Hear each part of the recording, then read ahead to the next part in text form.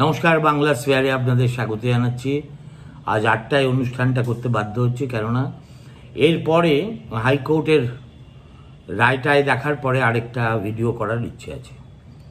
আজকে বিষয় কি সেটা আর ব্যাখ্যা করার কোনো দরকার নেই।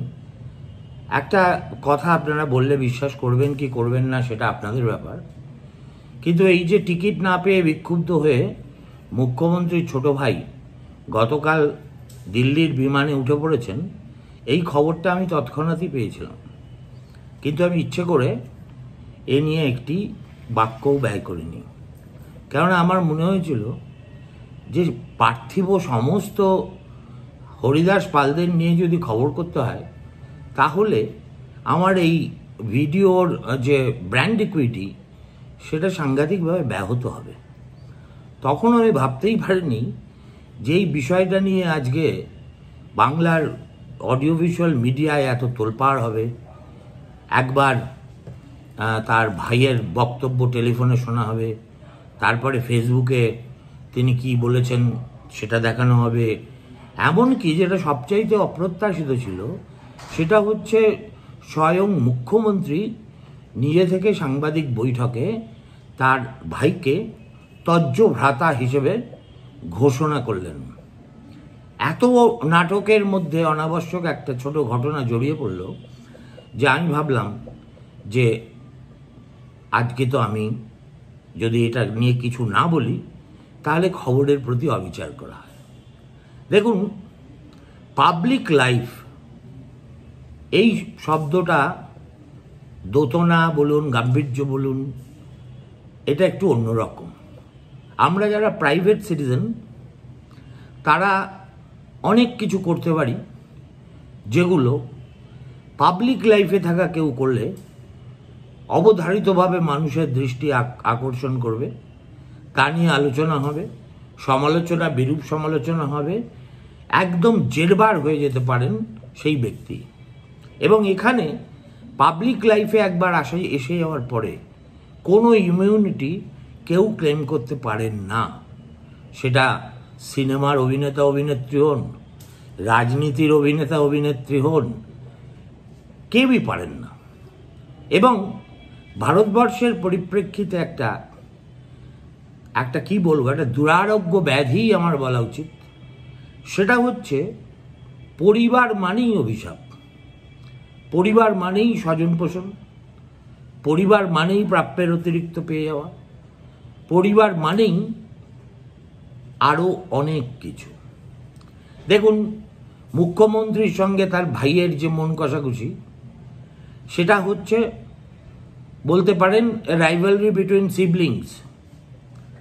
কিন্তু এর চাইতেও একটা বড় বিপদ হয় যখন শাসক, যিনি একেবারে শাসন ক্ষমতার মাথায় আছেন, তিনি তার পুত্র অথবা কন্যার প্রতি অপত্য স্নেহে এমন অন্ধ হয়ে পড়েন যে বাকি পার্থিব সব ব্যাপারে তিনি ঠিকঠাক আচরণ করলেও কোথাও এসে যেন পুত্র বা কন্যার ব্যাপারে তারা হয় যুধিষ্ঠির নয় গান্ধারী হয়ে যান। আমি জওহরলাল নেহরুর জমানা দেখিনি, ইন্দিরা গান্ধীর জমানা দেখেছি কিভাবে তার প্রশ্রয়ে এবং আশ্রয়ে সঞ্জয় গান্ধী নামক একটি যুবা একসময় ভারতবর্ষে সংবিধান বহির্ভূত ক্ষমতার একেবারে তুঙ্গে বিন্দুতে পৌঁছে গিয়েছিল। এমনকি যে মোরারজি দেশাই, আদারওয়াইজ যার সততা, যার গান্ধিয়ান প্রিন্সিপাল, যার জীবনযাত্রা নিয়ে কখনো কেউ প্রশ্ন তোলার সাহস পায়নি, তিনি যেই প্রধানমন্ত্রী হলেন অমনি তার ছেলে কান্তি দেশাইকে নিয়ে কোনো না কোনো কেচ্ছা বেরিয়ে গেল। আর এখন কংগ্রেসিরা গাল খায়, কেননা তারা এই নেহেরু গান্ধী পরিবারের দাসত্ব ছাড়া আর কিছু করার কথা ভাবতে পারে না বলে তারা গাল খায়। কিন্তু যেদিকে তাকিয়ে দেখবেন, যে দলের দিকে তাকিয়ে দেখবেন এই যে বংশবৃদ্ধি করে যাওয়া রাজনীতিতেও এটাই হচ্ছে, কিন্তু has become the template of Indian politics. মুখে যতই পরিবারতন্ত্রের নিন্দা করুন, বিজেপি দলে এমন অনেক নেতা নেত্রী আছেন যারা এই রুল অফ প্রাইমোজেনিচার মেরে, তিনি যেহেতু এমএলএ হয়েছেন বা এমপি হয়েছেন, মন্ত্রী হয়েছেন বা মুখ্যমন্ত্রী হয়েছেন, অতএব তার পুত্র অথবা কন্যাকেও সেই সুযোগটা করে দেওয়ার জন্য মরিয়া চেষ্টা করেন। রাজনাথ সিংয়ের কথা বলুন, বসুন্ধরা রাজে সিন্ধিয়ার কথা বলুন, মানে কোথায় গিয়ে শেষ করব বলতে পারছি না। এই একটা ব্যাপারে আপনি পছন্দ করুন, অপছন্দ করুন, গাল দিন, যা খুশি করুন, একটা অসম্ভব ব্যতিক্রমী এবং অনুসরণযোগ্য দৃষ্টান্ত কিন্তু স্থাপন করেছেন নরেন্দ্র মোদী। আমরা কেউ জানি না তার পরিবারে কতগুলো ভাই বোন। এই যে পরিবারকে ক্ষমতার বৃত্ত এবং ক্ষমতার আলো থেকে কয়েক আলোকবর্ষ দূরে রেখে রাজ্যপাট পরিচালনা, এটা কিন্তু একটা মস্ত বড় কৃতিত্বের ব্যাপার। আপনারা বলতে পারেন যে নরেন্দ্র মোদী তো সংসারই করেননি, তার সংসার নেই, অতএব ছেলেপিলে নেই। সুতরাং ছেলেপিলে না থাকলেই যে পরিবার থাকে না তা তো নয়। মমতা বন্দ্যোপাধ্যায়েরও তো ছেলেপিলে নেই, তাই বলে কি তার পরিবার নেই? এবং তার পরিবারের লোকজন কি করে বেড়াচ্ছে সেটা কি তিনি জানেন না? মুশকিল হলো যে এই যে একটা লক্ষণ রেখা তৈরি করা এবং ব্যক্তি জীবন, পারিবারিক জীবন আর সরকারি জীবনের মাঝখানে একটা চীনের প্রাচীর বানিয়ে দেওয়া, এটা ভারতবর্ষে কমিউনিস্ট নেতারা যেভাবে পালন করে গেছেন, আমি মার্ক্সবাদী না হয়েও এটা মানে সত্যের খাতিরে আমাকে স্বীকার করতেই হবে। আপনারা কেউ এমএস নাম্বুদ্রিপাতের সন্তান সন্ততি আছে কিনা জানেন? কিংবা বিটি রামদেবের, কিংবা বাসব পুন্নাইয়ার, কিংবা ধরুন হরকিষেণ সিং সুরজিৎ, অজয় ঘোষ, পিসি যোশী, আপনারা মানে হয়তো এদের মধ্যে সবার নেই সন্তান সন্ততি, কিন্তু যাদের আছে তারা কেউ বাবার পথ ধরে রাজনীতিতে আমায় ওই জায়গাটা পেতে হবে এরকম কোনো উচ্চাশা, দুরাশা বা ভগ্ন আশা মনের মধ্যে পোষণ করেননি। এটা এই রোগটা হচ্ছে এই পরিবারকে লালন পালন করা এবং হয় তাকে রাজনীতিতে উত্তরসূরি বানানো, নতুবা যতদিন আমি ক্ষমতায় আছি করে খা, এই অ্যাটিটিউড নিয়ে পরিবারের লোকজনকে প্রশ্রয় দেওয়া। এই দুটোই কিন্তু ইকুয়ালি খারাপ ব্যাধি। এই ব্যাধি থেকে আমাকে যদি বলেন, খুব সম্ভ্রমের সঙ্গে আমি বলবো যে এই একটা ব্যাপারে জ্যোতি বসুর মতো মানুষও কিন্তু পাবলিক লাইফ আর প্রাইভেট লাইফের মধ্যে তারতম্য রক্ষা করতে পারেননি। জ্যোতিবাবুর জমানায় তার পুত্র চন্দন বসু স্রেফ দালালি করে এবং মুখ্যমন্ত্রীর সঙ্গে ব্যবসায়ী কুলের সেতুবন্ধনের কাজ করে অগাধ বিত্ত এবং সম্পত্তির অধিকারী হয়েছিলেন।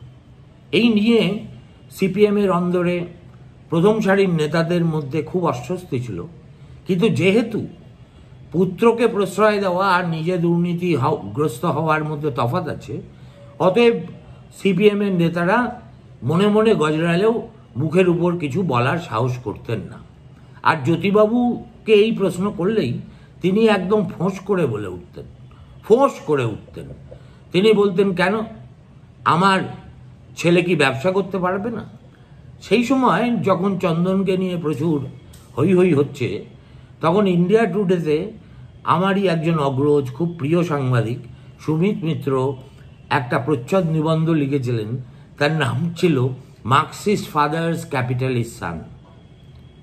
আবার যখন ব্যাপারটা চলে এলো বুদ্ধদেব ভট্টাচার্যের কোর্টে, রসিকতা করে একদিন গল্পে গল্পে তিনি আমায় বলেছিলেন, আমার সৌভাগ্য হলো আমার শুধু একটা নন্দন আছে, চন্দন নেই।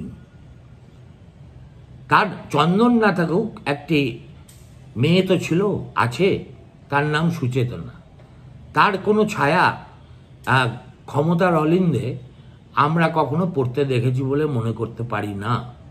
কিন্তু এই সুচেতনার পিছনে পিছনে দৌড়ে বেড়াচ্ছেন অনেক পশ্চিমবঙ্গের নামজাদা গায়ক শিল্পী এবং পরবর্তীকালে যেই বামফ্রন্ট ক্ষমতা থেকে চলে গেছে অমনি সুচেতনাকে ছেড়ে দিদির আঁচলের তলায় আশ্রয় নিয়েছেন, এইরকম দৃষ্টান্তও কিন্তু বাংলায় আছে।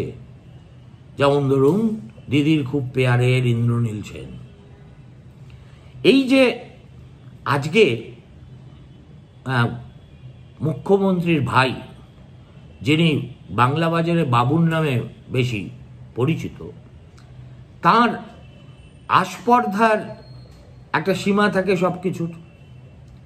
মনে হলো যে সেই আস্পর্ধা শেষ সীমা তিনি পেরিয়ে গেছেন। আমি টেলিফোনে তার একটা কৃষ্ণেন্দুর সঙ্গে তিনি কথা বলছিলেন।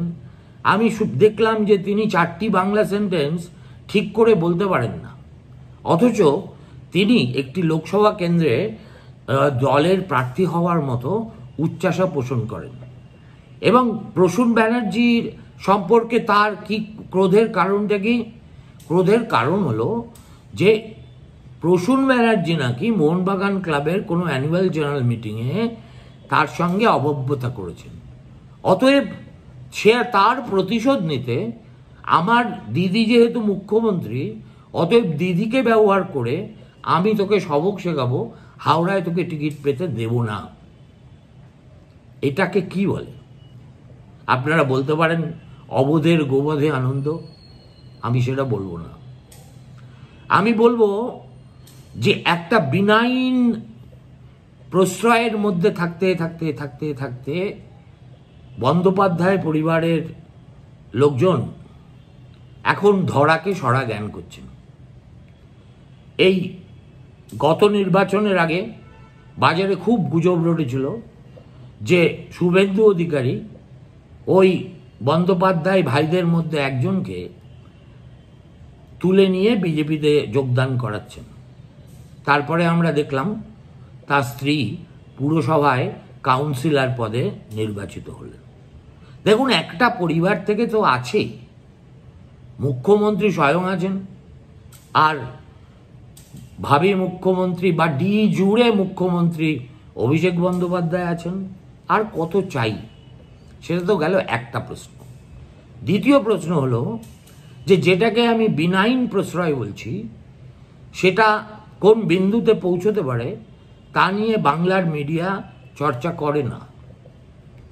আর করে না কেন সেটা আপনারাও জানেন, আমিও জানি, সবাই জানি। আপনাকে কিচ্ছু করতে হবে না, আপনি একবার ওই দমকল মোড় থেকে হেঁটে হেঁটে হরিশ মুখার্জি দিয়ে এলগিন রোড পর্যন্ত যাবেন, আবার ফিরে এসে কি বলে আলিপুর সেন্ট্রাল জেল পার হয়ে চেতলার মোড় পর্যন্ত যাবেন। ডাইনে বাঁয়ে পথচারী, এলাকার লোক যারা চায়ের দোকানে বসে একটু কান পাতলেই বুঝতে পারবেন ওই তল্লাটে কি অনাচার হয়ে চলেছে এবং সেই অনাচারের কারিগর কারা। দেখুন, মমতা বন্দ্যোপাধ্যায়ের পরিবারের একজনেরও রাজনীতিতে আসার এবং রাজনীতিতে কৃতবিদ্ধ হওয়ার কোনো ক্ষমতাও নেই, প্রতিভাও নেই, সম্ভাবনাও নেই। মমতা বন্দ্যোপাধ্যায়, যেহেতু বন্দ্যোপাধ্যায় নামটি বাঁচিয়ে রাখতে হবে এবং আমার উত্তরাধিকারটাকে পরিবারের মধ্যেই সীমাবদ্ধ রাখতে হবে, অতএব তিনি এমন একজন ভ্রাতুষ্পুত্রকে তার উত্তরসূরি হিসেবে ঠিক করেছেন এবং তাকে ক্রমাগত প্রশ্রয় দিয়ে যাচ্ছেন, যাকে কিলিয়ে কিলিয়ে কিলিয়ে কিলিয়ে কাঁঠাল কিন্তু আজ পর্যন্ত পাকেনি। এবং আজকেও আমি দায়িত্ব নিয়ে আপনাদের বলতে পারি যে অন্তত এই একটা জায়গায় অভিজিৎ গঙ্গোপাধ্যায়ের সঙ্গে আমি একমত যে পিসি যদি মাথার উপর থেকে হাত তুলে নেয় তাহলে ভাইপোকে বাংলা বাজারে কোথাও খুঁজেই পাওয়া যাবে না। এখন তাহলে এই ধরনের উচ্চাসা হয় কোত্থেকে? তার কি কাণ্ডজ্ঞান বলে কিছু নেই? অবশ্যই আছে। আসলে একটা এক্সট্রা কনস্টিটিউশনাল পাওয়ারের এম্পাওয়ারমেন্ট এমন একটা জিনিস যেটা পেতে পেতে পেতে পেতে 12 বছর ধরে পেতে পেতে পেতে লোকেদের মনে হচ্ছে যে ও বাবা, আমি কেন হতে পারবো না? যদি এক্স টিকিট পায় আমি কেন পাবো না?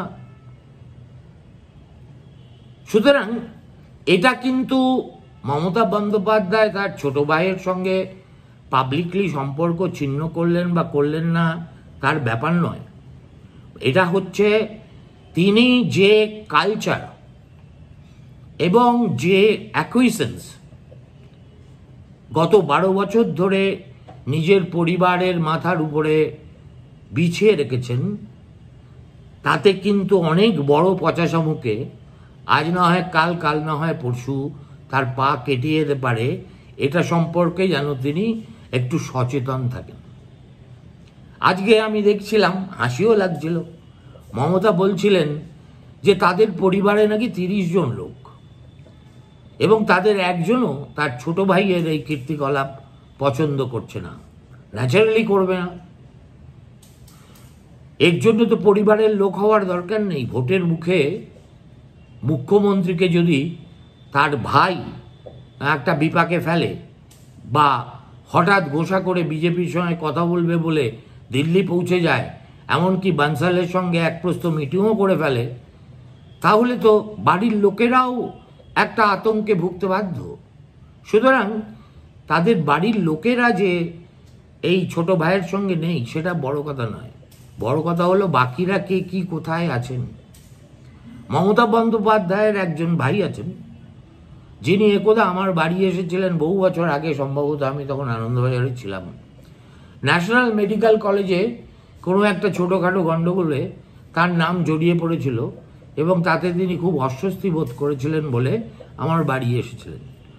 আমি তার বক্তব্য শুনে পরের দিন যে খবরটা করেছিল তাকে বলেছিলাম একতরফা না করে তার সঙ্গে কথা বলে ব্যবস্থা নিতে। তার সঙ্গে ইতিউতি আমার এখানে সেখানে দেখা যে হয় না তা নয়, কিন্তু সামান্য একটা চতুর্থ শ্রেণীর চাকরিরত একটা মানুষের বৈভব কোন বিন্দুতে পৌঁছলে একটা 7 তারা হোটেলে ডেস্টিনেশন ম্যারেজের আয়োজন করা যায়। সুতরাং গোটা ব্যাপারটা এখন তালগোল পাকিয়ে এমন জায়গায় পৌঁছে গেছে যে কার্বাঙ্কালের কোন মুখটা কবে খুলবে মমতা বন্দ্যোপাধ্যায় সেটা জানেন না। তার চেয়েও বড় কথা এই যে বাবুন বলে তার ভাই, তার ধৃষ্টতা এবং আস্পর্ধার কোনো সীমা নেই। তিনি প্রসূন বন্দ্যোপাধ্যায় ভারতের হয়ে ফুটবল খেলেছেন, দিকপাল ফুটবলার, তার সম্বন্ধে বলছেন যে মোহনবাগানের এজিএমে সে নাকি তার সঙ্গে অসভ্যতা করেছিল। আমার প্রশ্ন হলো, মোহনবাগান ক্লাবের এজিএমে প্রবেশাধিকার আপনি কিসের জন্য পেয়েছেন? আপনি তো জীবনে হাডুডু খেলেছেন বলেও আমরা শুনিনি, ডাঙ্গুলিও খেলেছেন বলে শুনিনি। আপনি কি করে, আপনি এবং আপনার দাদা পশ্চিমবঙ্গের সমস্ত কটা স্পোর্টস ফেডারেশনকে নিজেদের বগল দাবা করেছেন? কোন স্বার্থে, কোন যোগ্যতায়? এর কৈফিয়ত কেউ চায় না, কেননা ক্লীবতা এবং ভয় এখন আমাদের মিডিয়াকে এমনভাবে পায়ে পায়ে বেরিয়ে পড়িয়ে রেখেছে যে কেউ আসল প্রশ্ন করে না। সঙ্গমের উল্টো দিকে, সঙ্গম বলে একটা হরিশ মুখার্জি রোডে একটা চুল কাটার দোকান আছে, তার উল্টো দিকে হঠাৎ একদিন আমি দেখলাম চুল কাটতে গিয়ে একটা খুব বিরাট একটা স্প্রলিং রেস্তোরাঁ তৈরি হয়েছে। কার রেস্তোরাঁ খোঁজ নিতে ওই সেলুনের লোকেরাই আমাকে যার নাম বললেন, সেটা আমি বলছি না, কিন্তু সবাই জানেন। আর পরিহাসটা কি জানেন? এই যে আপনার পরিবারের সদস্যদের এই ধরনের বৈভব, এত সম্পত্তি ইত্যাদি সংক্রান্ত একমাত্র যে খবরটি বিশ্বস্তভাবে প্রকাশিত হয়েছিল তার নাম গণশক্তি। আমি মমতা বন্দ্যোপাধ্যায়কে কাতরভাবে অনুরোধ করব, গণশক্তির ওই রিপোর্টারকে আপনার পরিবার সংক্রান্ত অত তথ্যাদি এবং কাগজপত্র কে সরবরাহ করেছিলেন একটু ভালো করে খোঁজ নিয়ে দেখবেন। আরও একটা কথা বলবো যে দেখুন, আপনার গৃহে এবং আপনার চতুর্পার্শ্বে আপনি যে বলয় তৈরি করে রাজনীতি করেন, সেখানে কিন্তু অনেক ডাবল এজেন্ট আছে, যারা আপনার সামনে সালাম ঠোকে, বাইরে এসে সব হাড়ির কথা বলে দেন। অতএব সাধু সাবধান, এই বাবুনের অসভ্যতায় আপনার কোনো মেজর ক্ষতি হবে না, লাভ হবে না, কিন্তু সহসা আরও কোনো প্রলয় শুরু হয়ে যায় কি না সেটা দয়া করে একটু ভেবে দেখবেন। ভালো থাকবেন, নমস্কার।